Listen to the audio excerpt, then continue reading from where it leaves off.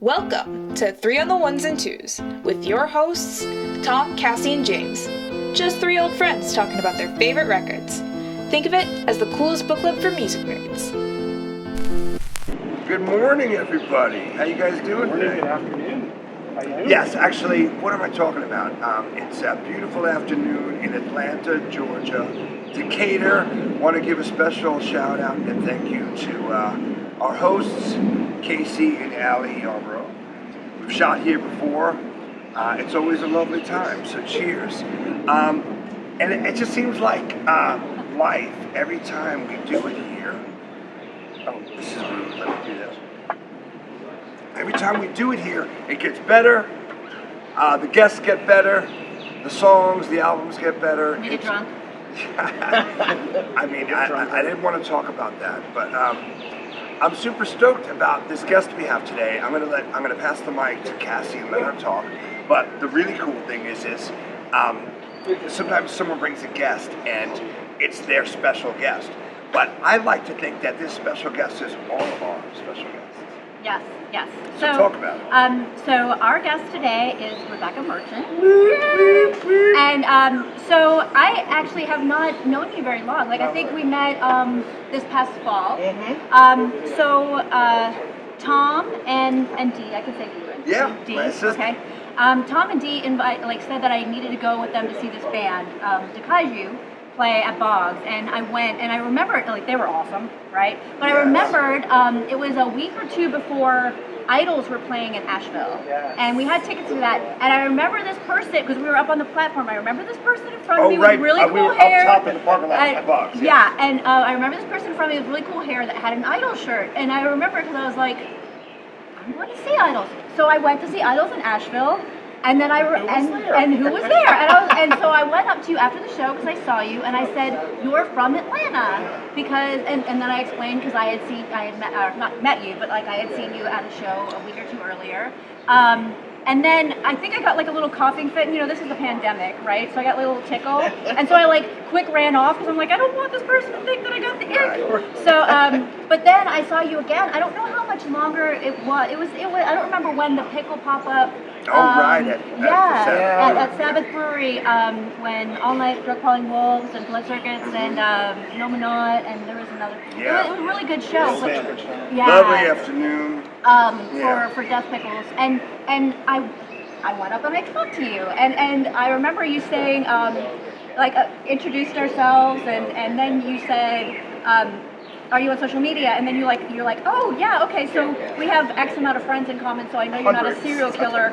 And I was like, well, it depends on what friends. You may know. Then come to find out, a couple of those friends are these people, and that you've known for a very long time. Yeah, because when you brought up Rebecca's name, it's really been. I love when things come full circle because we just started seeing each other a lot the past couple of years more often, and then I'm like, we do actually talk that we share the same space probably 1,000 times, like in the 90s.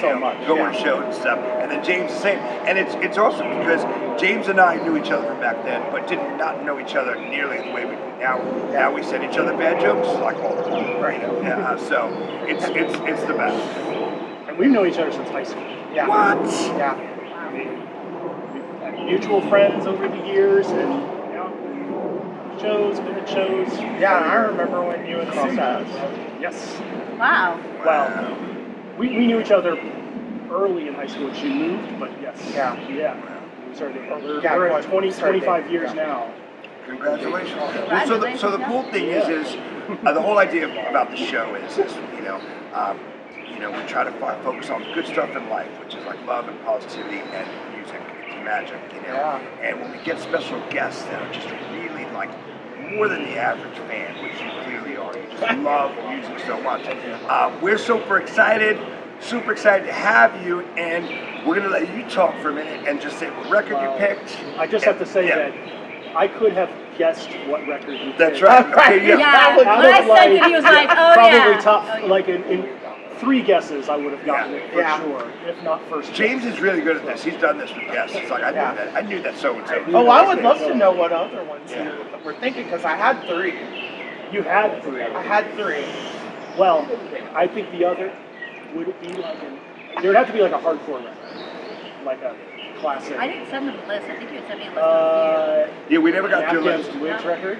No, actually, that would have been on top 5. And it Top would have been five. Gentlemen. Yeah, it's a great record. Yeah. Okay. So what were your alternates? Just 13-Point Program by Nation of Ulysses. that Wow. would have been. Yeah, Yes. that's what I Yes. thought you would. And 24-Hour Revenge Therapy. Okay. And we haven't talked about. And we haven't We talked haven't about talked any about of Jawbreaker. We haven't talked about Nation Wars. Yeah. So But the record- I'm available for her. You're like, But the record you but this did was the pick. one that was, you said this was, okay, and what did you pick? It is Goo by Sonic Youth.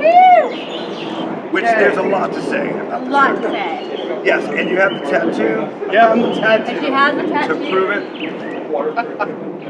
By Danielle DeStefano. It's Matt Miller's wife. Man, yeah. Oh, wow. She's done pretty She much all of my work, actually. She does Awesome. amazing work, Yeah. and that's the right person to do so. She was super stoked. Is that, wait, is that the, you have the Chiefs? Yeah, I do. She had a chance Well, to she's choose. That's a good story. Well, you Scott could do a told me whole I would get- episode just on her. Oh, Scott, yeah. Scott said I would Scott get free. Yeah, he said I could have Free free beer? beer Awesome. from Burnt Hickory for life. So I there's a gotta lot. check There's a lot to talk about with this record. Yeah.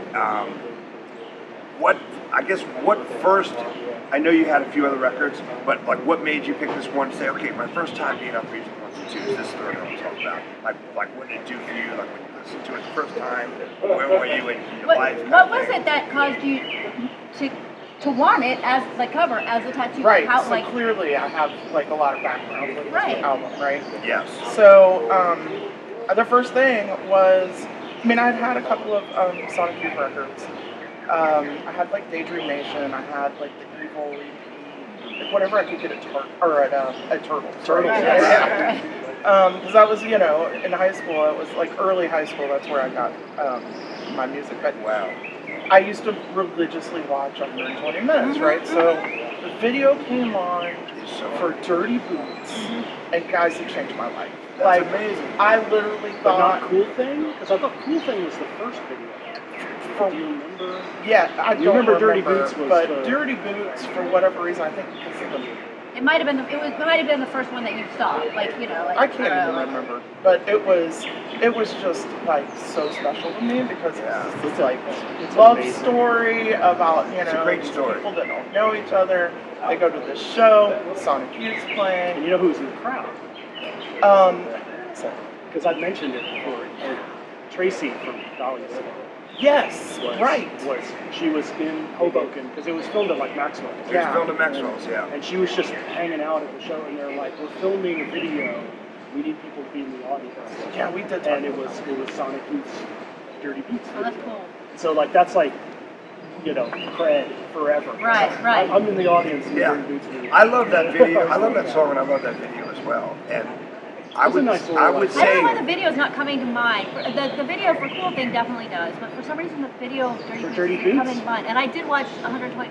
I don't, Sounds but like I also it's have a two horrible kids. memory Oh, from I like lied. high school. It's just, well, especially things that long ago. Like I don't know, but like Well, I don't know why this hit me so hard, but it did. Like it just like It's a beautiful it's love just a story. moment or like something about It's it. a fairy tale, right? Yeah. Like, I always wanted to go to And a they stage show dive and together. see somebody across the, the way, and like jump up on stage and have this romantic kiss, and they're all like wearing, like they look like they're in Seattle. They're wearing We'll like, recreate it one day. flannels and Yeah. dots. And, it's a great video. It's Yeah, a it's great super little story. So but yeah, so that was like the first thing. But then I get the album, and it's just like not a bad As song. iconic as they can So get.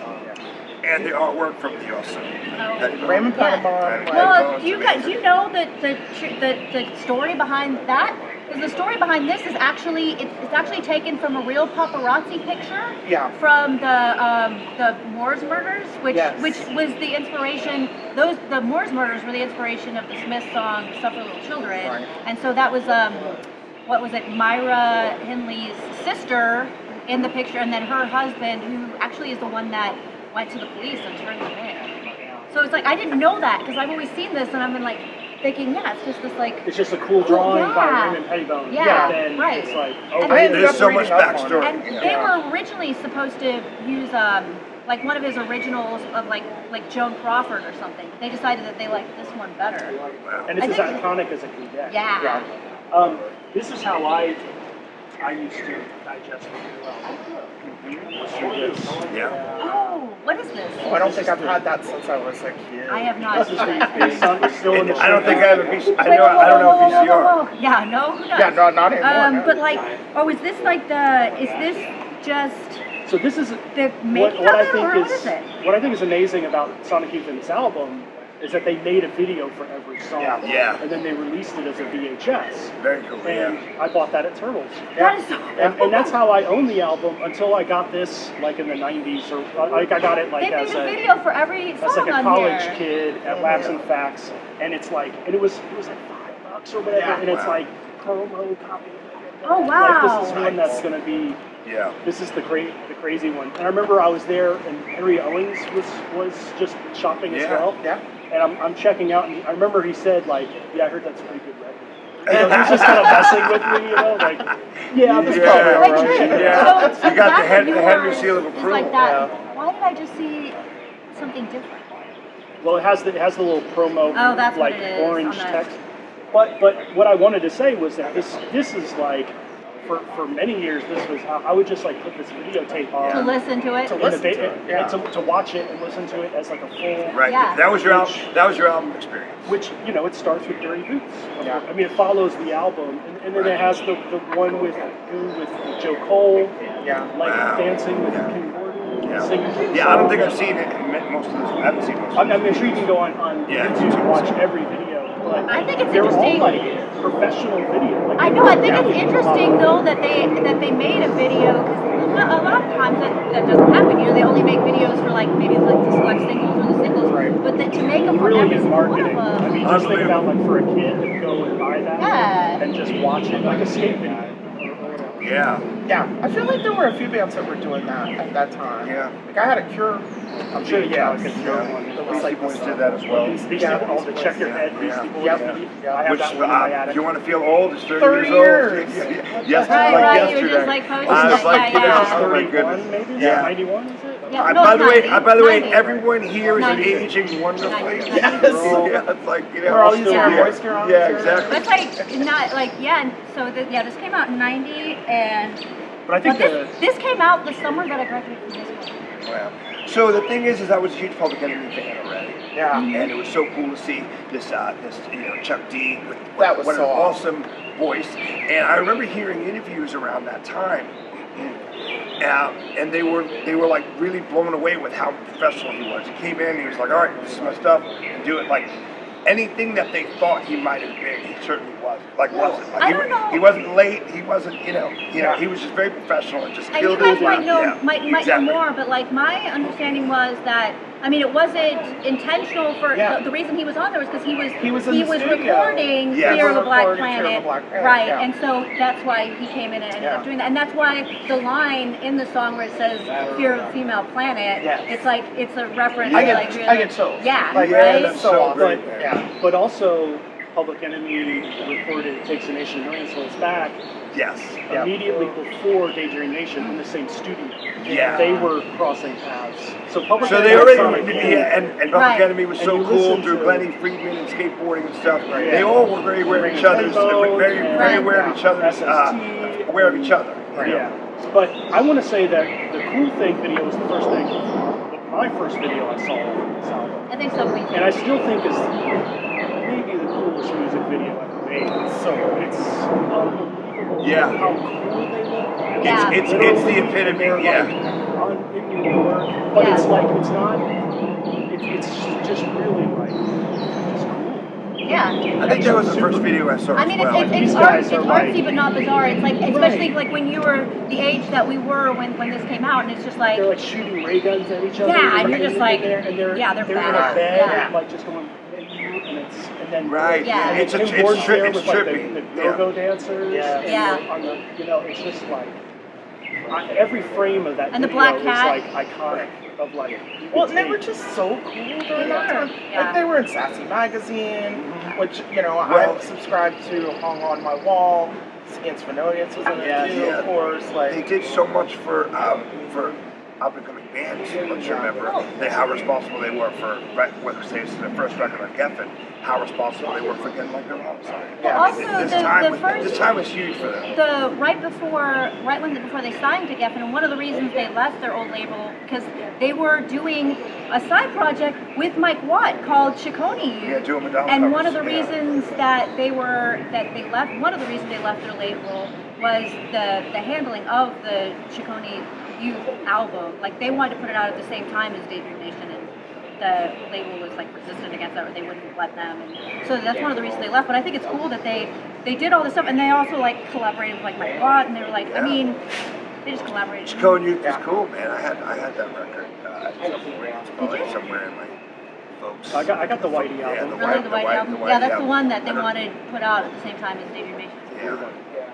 But yeah, Goo.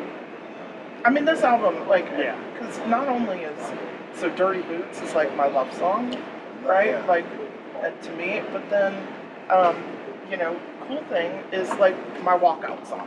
Right. I mean, really, my walkout song is Rebel Girl, but if I had to pick one from this album, or that would be my second walkout. That's like it's you're making your statement. Yeah. You're like, yo, don't even touch And it was this. so awesome for like growing up as a girl and like you know realizing like there's all these badass women out there doing badass shit. And, like, you know. It was really great to see as a woman coming out. Well, she's like, I mean, yeah, Kim Gordon's just like she's such a feminist. She's fiercely her own person, like just unapologetically her own person. Right. And then like two of the songs that she, you know, the cool thing, which is. I mean, it's a feminist song in the fact that, you know, when she wrote it, it was after the interview she did with LL Cool J, where she was just She was really... so disappointed. She was disappointed because he's just like, he had like a lot of like, you know, misogynistic But also views, and he was just like, he was just so... Because everyone was so into hip-hop, which Yeah. hip-hop in the 80s was awesome. So she thought he, like, She Public credited Enemy. him. She credited But like his album Public Enemy, radio, yeah. but like Public Enemy, she thought he would know Minor Threat. He didn't. She goes, "What do you think's cool?" And he said Bon Jovi, and she was like, what? She put on cool thing. She goes, "This is my walkout song. I'm outie." Like she's like, "What are you talking about?" Right, you but know, you know what I mean? You know, it's like, you know.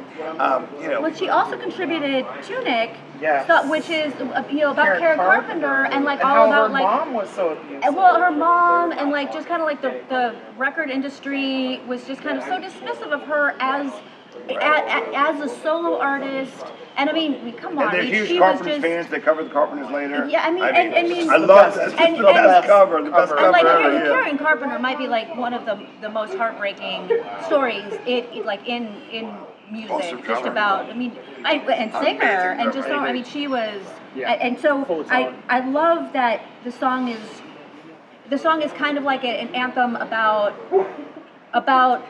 your image, like body image, like and you know the struggles that people, you know, I mean Karen Carpenter, I mean I'm sorry, but she is just like, you know, and the fact that she went through that. So I like that two of the major songs she contributed to this are very feminist songs. Pro-women, You know, pro-women. That's kind of what I was going to ask you if you wanted to talk more about, like being, you know, a teenager, and did it just give you hope that like, oh shit, there's badass girls out there, I could be one. Like, Yeah, you know, for sure. Like nothing's like she's beautiful or she's cute, but it's no, she has everything that I have. I can do this. Yeah. Well, and I will say, like, I didn't, you know, and then, like, shortly after that was when I got into the ska scene, the hardcore scene, was going to shows more, and I realized how important it was, especially as a woman, to, like, be involved, because there were a lot of women in the scene. And I thought I was doing everything right by, you know, like, booking shows, working door at shows, I sold records with Gavin, you know, like, I did all this stuff that I thought, you know, like, I was supposed to do as a member of the scene, like, paying my dues, you know, whatever. And, you know, I gotta say, like, you still weren't taken seriously after doing No. all the stuff. It still and you're was like, a- some it dude still would was do a this. bummer. Yeah, Still was because a a dude boys' would club do that and you'd be and like, yeah. and I mean, I will say, like, it wasn't, you guys were obviously not the people that were, But There was overall, some- but there were a lot of turds There- back then. and you know what? And unfortunately, there really still are. Even though we've made a lot of strides, there are. Yeah. I mean, and that's really, and I've talked about it before. This is one of the reasons I really like doing the show, and I love that Tom came up with the idea and it included me, who's not only a non-musician, but yes, a woman, and it's not. Yeah, we said basically from the get-go, we'd love it in a perfect world if every second or third guest was a woman. Yeah, for sure. So We're trying important. to have Yeah, at least trying to, make like, it 50-50. Yeah. But kind of going definitely in that direction. Because I understand that, and I think that it's a little bit easier, maybe a little, just a hair, if it's if you're a woman that is a musician and maybe but it's almost looked at, I think, from a lot of men as like women musicians are like, yeah, they're succeeding or playing in the boys, like they're in the boys, you know, but it's still So not right. your, but you're a woman and you have an opinion that is valid and you have taste and you can just, without having to be a musician. You know. So Yeah, because you really were. I mean, I remember like knowing you from afar in the beginning, and I mean, you very much were involved in the scene, and you should be acknowledged for it and respected for it. Well, I got plenty of scene points. There's always It's all my arm. Yeah. All the photos we have from like house shows or whatever, you can always spot always Rebecca in Rebecca there. front. Like it's always like right up So front, like awesome, in one of man. these. It's like there's this and there's Rebecca. Yeah. It's Usually, crying at Inkwell shows and Oh my god. in a basketball jersey. Awesome. Yeah. So what do you have, like, I know you said you love all of them. Do you have favorites? Well, yeah, I think my favorites would be Dirty Boots and Cool Thing. But even Scooter and Jinx is like my least favorite song on the album. But at the same time, it's actually like a hilarious story. And it sounds good where it is on the record. It does. Yeah. it's a good like Exactly. I think, isn't that the one where I think what they did was like they had an amp, Blow like one up. of an amp blew up. But I don't think it was for Scooter and Jinx, but they reused that sound Exactly. throughout the So yeah. just it like was in mode. kept going. Was it in Mo Yeah. or the? When they When did they actually- the end, yeah. when they Oh. were doing all that noise at the end and everything. Is that super, Mo or is that Mildred? Okay, let me just No, tell no, you, no. I like the beginning of Mildred Pierce. The end of Mildred Pierce is a little bit too much.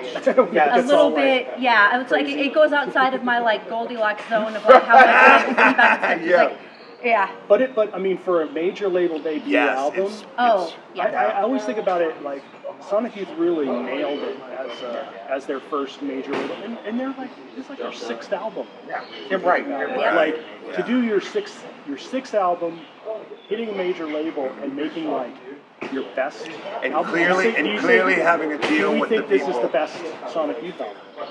That's a good question. It's up there. It's The I'd say best. top 2 I or mean, 3. to me it is, but I feel like I'm biased, Yeah. right? No. Because I did love like I love Dirty. Daydream Nation. I love Daydream You know, Nation. that's a wonderful- Sister. Well, you can't. Sister was so good. But you can't. But I wouldn't say you're biased. It's like it's the one that hit you and stuck with you. Yeah. So that's It the really did hit definition all of a the, favorite. all the high notes. So, I mean, that being said, this Scooter and Jinx is a good video. This and Dirty are almost like That one's brother funny. and sister. Like this and Dirty.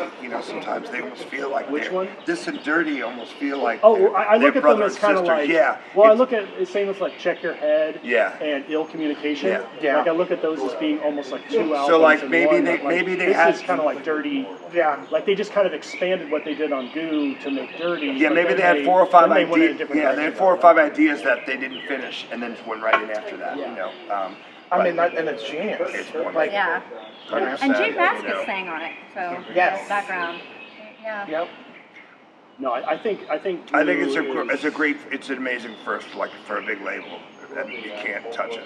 and it's very like you were saying, it's very diverse. Like it's not a, when a band that's like arty or like has principles and then they do a major label album, Right. like a Dear You or something, Yeah. where you think like, well, they sort of like reinvented themselves, like a Green Day or something, where they sort of like, okay, now we have this money, now we're gonna make, we have all these people like watching us. Right. We're gonna make something that's maybe a little bit more palatable. It's us but out there, polished but or whatever. I They didn't do feel that. like Goo, they stuck really to Yeah. made the album they wanted. I don't think that It they sounds cared at amazing. all They stuck to their about guns. It's an amazing record, but they really they went originally wanted to name it artistic. Blowjob. Yeah. Yes. Yeah. I mean, it was kind of just to test I the read that label. recently. Yeah, and I mean, I think, are we going to The talk Raymond about Pettibone artwork for that, I'm sure. Oh Yeah. my goodness! There might have been a nun in there. Yeah, I know, it would have been like Yeah. in a like paper bag Yeah, when you get exactly. it in Turtles. Oh, it would have right. been banned. this album, Jane's I mean, Addiction Sonic Youth in style. general, Yeah. but definitely this album, I mean, it changed a lot the trajectory of a lot of the way a lot of like alternative music went during Sure, that time. sure. Like a lot Sure of people, did, yeah. and Yeah. also like the alternative. It's kind of like the first big, The because it predates Nevermind, right? Yes, yeah. uh, Yes, it definitely does. well, no. Yeah, that would have been 92. Ooh, was it? Was it 91, 92? I don't know. Yeah, I I don't feel like know. Goo came out before It Nevermind. had to have. Yeah. I feel Well, like yeah, this is the- yeah. Maybe like Yeah. when Bleach big- came out, maybe. Sure. Yeah. Well, that would so. Yeah. So I would say Goo is sort of like of this generation of bands. This is kind of the first of those major Yes, label like. yes. All right, let's jump the fence.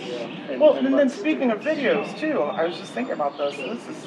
I mean, I think they changed the way that like 120 minutes was. Yes. They changed the way that alternative. And I would bands put say out I videos. learned so much about music from like Sunday nights. Yeah. Watching it. Oh my, 120 minutes. Yeah, I mean, like you had I school. mean- You had school the next morning, and it didn't even matter. You stayed up until 2 o'clock. Was it 2 Oh o'clock? no, we yeah. taped it. like Yeah, it 2 was o'clock? midnight to 12. And the other thing Yeah. is Sunday night. Yeah. I was really into 'Cause you like wouldn't want to pick English, the like new next wave ball. bands, Yeah. and they were like the first of the American bands I was into at that from that time. I was like, because I knew of like SST stuff, but I wasn't into it, and then later on it made me go back to their old catalog. Well, and I think 120 minutes for me had that, like, because I was into Manchester music. Yeah. So that's what they were playing. Yes. And then Yeah. they started playing more stuff That's like what I'm this. saying. Well, a lot of, like- SST and you know. Yeah, the Sub years Pop before, a and- lot of it was post-punk, like Yakko and the Bunny Man the Cure and like stuff like that. Yeah. Then they were like, yes, and then when this like Some Peter around Murphy this time, maybe would yes, be solo. yeah. Love Not a lot of- Love Yeah. Love I'm sorry, Rockins. I cannot thank 120 minutes enough for like introducing me. I almost would was not going be to say who we I should am do a shot today. Jameson for. We should do a shot of We do a shot Jameson. Jameson for 120 Yes. minutes. For Dave Kendall. So I just- yes, yeah, I don't know if you Dave remember. Kendall, I don't know if you remember this. This is but so like I was a new wave kid, you know, and then became a punk kid, you know. But they referred to it as postmodern, Right. Like, you know, and it was like this was 120 minutes was so huge for that. It really was. Yeah. Man, hi, guys. What do you guys think? Because I There don't is, know a just to lot let you about know, different music, but this is. You can look up online every 120 minutes of playlist. Yes. Really? Yes. Are you There's, kidding me? and there's Which some is Spotify amazing. lists. Are you kidding me? Yeah. Well, I cheers wanna- to cheers also this. Sonic Youth. Oh, wait, I want to ask you guys And to something about Rebecca. this. Cheers to Rebecca. Thank you, Oh guys. yeah. Lovely. So flattered to be Did I here. miss a? I have to say, And we have to do our letter. yeah. I do, So but I have a quick question. Yeah. go for it. So did you maybe you guys know, but like did they, because they were really really into not only alternate tunings but like doing weird shit like putting like Yeah. forks and Sticks, stuff yeah, under yeah. certain Yeah. breads and stuff to get. Oh, but saws, did they were a lot of people doing that before them, or did Yeah, they really yeah. was it No, really they- common, a or lot- did they we- really? The whole Or- no wave thing, they kind of they also, let's talk about that real quick. They kind of responsible for letting people who don't know about no wave know about no wave. I mean, they're kind of like, in a way, the New York gateway to Yeah. the bands To like before DNA, them. to like they- DNA, and Which is because amazing, They, well, they yeah, came from you the know, experimental, Teenage Jesus, you like know. the experimental Yeah. scene in New York, and then they really were like They really were. pioneers in like no wave, right? No, They weren't pioneers. No. I think they jumped on it and said to the rest of the world, listen to this. You Yeah. know, and Yeah. that's very cool. They But- kind of they made it okay. So it They wasn't made- pioneers. that's It was yeah. like more like they made it. they more made it- like shined a light on it Yes. and kind of like made it And more like, actually, this actually sounds good. I know it might sound like a bunch of noise. right, Right. but it's just like But it's right, really good. right, There's right. there's art in it, and there's And what a great fan of music. Like I've literally bought records or downloaded or listened to records that I heard, you know, like which might, you know, well, shit, Philip Glass even, like, you know, because Thurston Moore said, you should check this Did you out. know that they were really influenced by Joni Mitchell? Like they said that they were really influenced by Joni Mitchell. Yeah, Neil Young And as it's well. so weird. Neil And so, Young, like, Carpenter but Carpenters. apparently also, because like I was like Joni Mitchell, that's weird. But apparently Joni Mitchell used a lot of alternate tunings too, which I never knew. I don't know. well, Maybe I need to. a lot of bands. I mean, I think you're not really knowing, but there's Right. I mean, Right. Van Halen changed Sure. their tuning. Right. But every other song, Keith every other Richards. song. But the Well, thing with but Sonic Youth Youth, was the first band that would just like have a bucket of guitars, Yes, and every one of them which they had the to. paper with like here's well, how yeah. we tune it. I mean, they had to because and then they. remember when they lost when their gear got stolen? Yeah.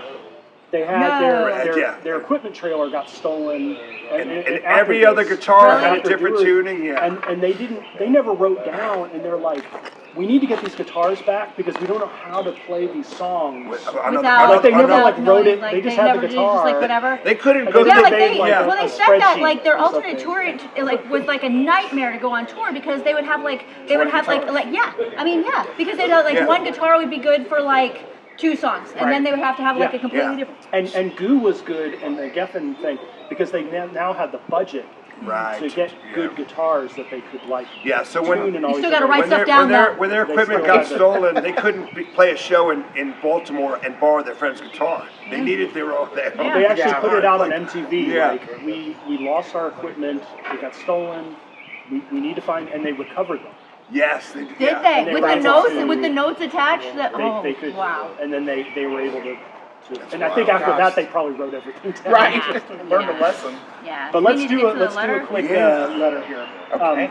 We got a letter from a fan. His name is Sergeant Gary Flowers from San Diego, from the naval base there, Nice. and he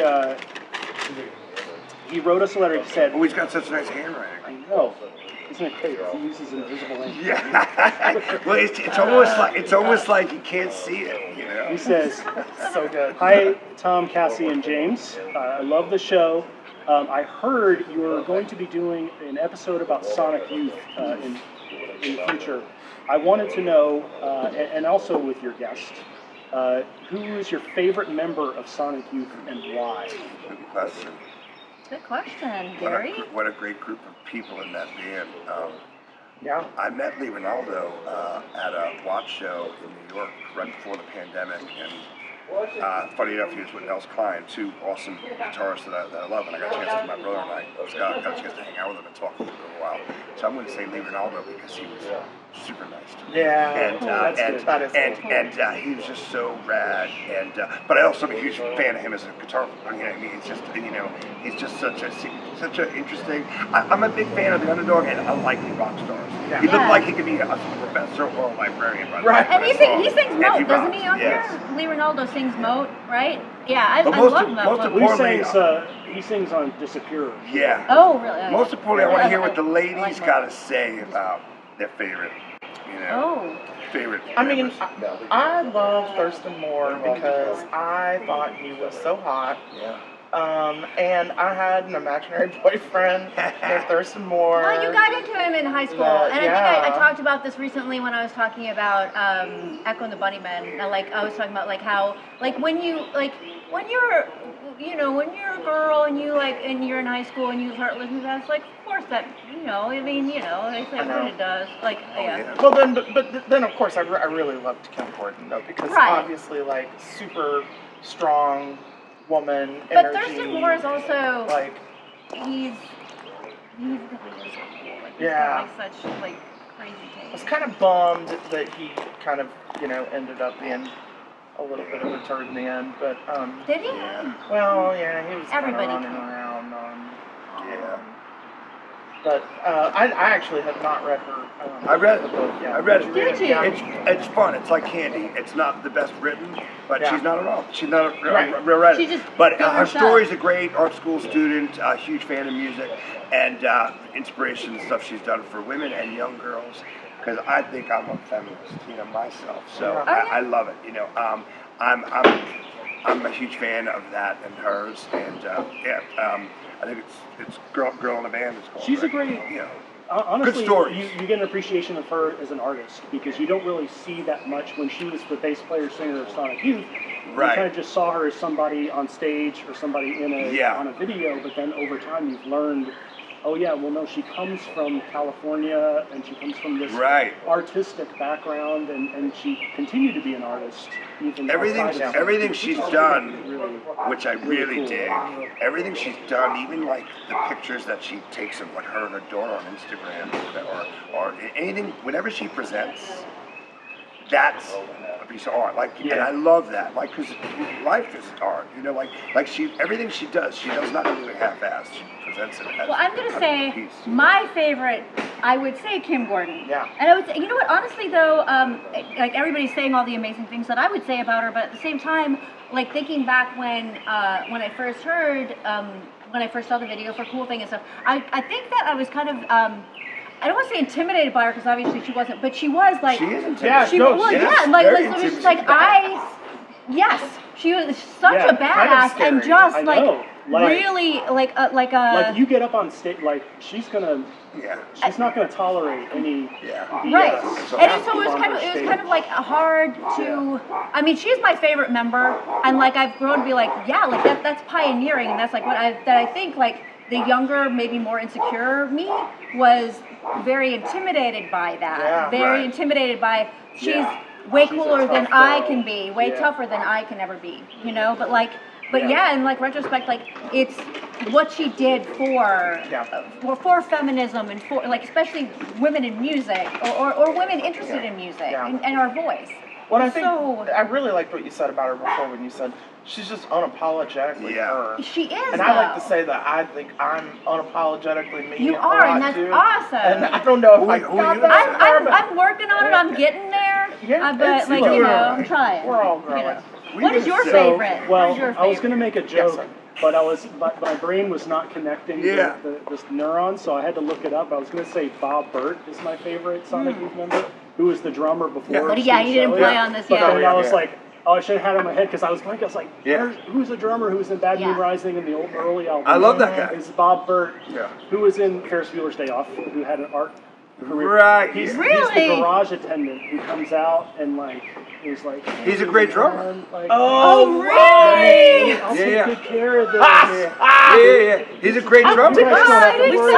Something recently. That's Bob Burt. That's amazing. I had no idea. Well, he's in like Pussy Galore. Oh, he's playing with John Spencer right now. Really? John Spencer's new band. Really? He's still. But it's not the Blues Explosion anymore. No, it's called the Hitmakers. But he just put out a book of just photos of him he's played with over the years. And that's awesome. amazing.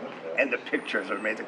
I hate to cut things short, but I was just going to say, but I'll just say Steve Shelley, because I do think as a drummer, fantastic drummer. He came in and put this different sensibility with Sonic. He's kind of the perfect drummer for that because he could just like lock in and do a lot of sort of metronomic things while all this crazy stuff's going on. I think he's kind of underappreciated. He is, playing with like shakers and other things. That's like not a grunge drummer. No, like, he was more of a jazz guy or something. Oh, is he? He's more of like a, and then they did some crazy stuff in the recording as on this. Opposed to like they could have gotten some heavy metal drummers, or whatever. They could have gotten like a. They could have got Chuck Biscuits.